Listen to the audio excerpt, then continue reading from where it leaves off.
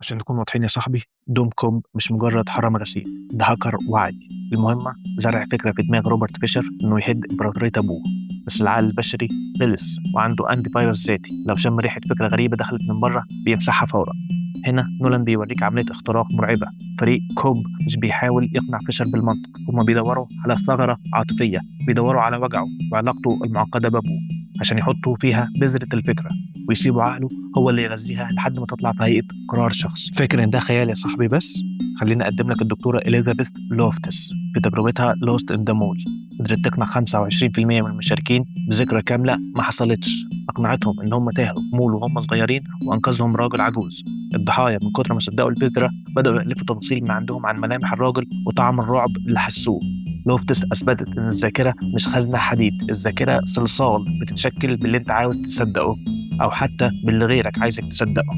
مهمة كوب مش إنه يغير تفكيرك، مهمته يغير تاريخك اللي أنت فاكره، يفرمت الوعي ويزرع نسخة معدلة تخليك تنفذ الأوامر وأنت متأثر وبتبكي. بس عشان يوصلوا للنخاع ده لازم ينزلوا لأعماق مستوحاة من مانوال المخابرات الأمريكية لكسر إرادة البشر، مشروع MK ألترا. نولان قسم رحلة فيشر لثلاث مستويات، والجمهور افتكر إن ده مجرد خيال سينمائي مبهر، بس الحقيقة إن المستويات دي هي التطبيق الوحشي لنموذج علمي وضعه عالم النفس كيرت ليفن سنة 1947 لتغيير القناعات البشرية. ال CIA في الحرب الباردة خدت نظريته وعملت لها ويبونايزنج أو عسكرة، حولتها لأداة لغسيل الدماغ في مشروع MK ألترا. ركز في الربط الثلاثي ده يا صاحبي عشان ما تتوهش مني، لان ده بالظبط اللي بيحصل في دماغك وانت ماسك موبايلك دلوقتي. المستوى الاول الاذابه. في الفيلم نولان صور ده بالمطر الشديد والرصاص والخطف، حاله طوارئ بتشوش الحواس. في المخابرات الدكتور إيوين كاميرون مسؤول المشروع طور عمليه اسمها الدي باترنينج او ازاله الانماط، وده عن طريق استعمال صدمات كهربيه بتوصل ل 150 فولت ونوم قصري الاسابيع وعقير هلوسه زي LSD. الهدف منها عزل الضحية عن العالم الخارجي وإذابة قناعاته القديمة للوصول لحالة الصفحة البيضاء. وفي واقعنا الرقمي هو السكرول اللانهائي، الساعات اللي بتقضيها تايه في الفيديوهات وبتعزلك عن العالم الخارجي، هي الفرمطة اللي بتهد دفاعاتك وتدخلك في حالة تنويم مغناطيسي تخليك جاهز لاستقبال أي فكرة من غير مقاومة. المستوى الثاني التغيير. في الفيلم نولان صور ده بانعدام الجاذبية، حالة توهان ما فيهاش أرض صلبة تسند عليها.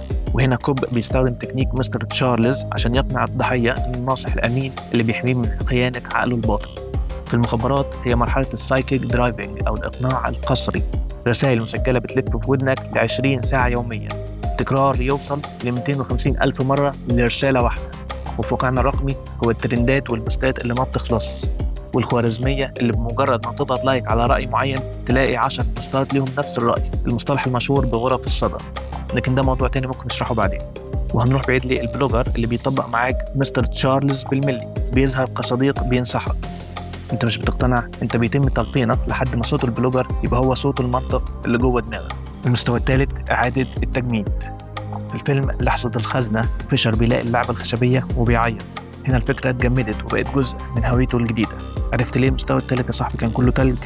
في المخابرات هي مرحلة إعادة التأهيل، الضحية تصحب شخصية جديدة واقتنع إن الأوامر المزروعة هي أفكارها الشخصية. وفي واقعك الرقمي هي لحظة تبني الموقف، الخوارزمية زرعت فيك احتياج عاطفي لمنتج أو اقتناع وهمي بأيديولوجية، فبتمشي وانت فاكر إنك سيد قرارك، بالظبط زي ما فيشر هدم إمبراطورية أبوه وهو نايم. كاميرون كان بيستخدم صدمات ب 150 فولت عشان يوصل للنتائج دي. السوشيال ميديا دلوقتي بتعمل فينا نفس العملية بلايك وشوية دوبامين واحنا مبتسمين ومستمتعين كمان. في الفيلم الليمبو هو قاع الأحلام، مساحة ضايعة لو دخلتها احتمال تنسى أصلا إنك كنت بحلم. نولان صور لنا الليمبو كمدينة مهجورة بتبنيها من ذكرياتك، بس الحقيقة كانت أبشع بكتير. في مستشفى ألان ميموريال بكندا ال CIA مولد تجربة سرية اسمها ذا سليب روم أو غرفة النوم. واحدة من الضحايا ليندا ماكدونالد دخلت المستشفى عشان شوية اكتئاب ما بعد الولادة، صحيت من غير هوية. الدكتور كاميرون حطها في نوم قصري لمدة 86 يوم متواصل. متخيل؟ ليندا خرجت ناسية اسمها، ناسية ازاي تستعمل الحمام، ناسية انها متجوزة وعندها 5 أطفال. كانت بتبص لجوزها وتسأله انت مين؟ والعيال دول ولاد مين؟ ليندا هي النسخة الواقعية من مال مرات كوب، شخص تاه في الليمبو لدرجة انه فقد اتصاله بالواقع تماما. والمرعب اننا بنعيش ليمبو مصغر كل يوم لما بنغرق لساعات في عالم المثالية المزيفة والفلاتر على شاشتنا. احنا بنبني مدن وهمية جوه موبايلاتنا وبنحبس نفسنا فيها لحد ما يجي يوم وما نعرفش نفرق بين مين احنا بجد ومين النسخة اللي بنمثلها على البروفايل. احنا بنختار نعيش في الليمبو الرقمي عشان الواقع الحقيقي محتاج مجهود ما بقيناش مستعدين نبذله. احنا مش بس اتسرقنا، احنا نسينا اصلا اننا اتسرقنا.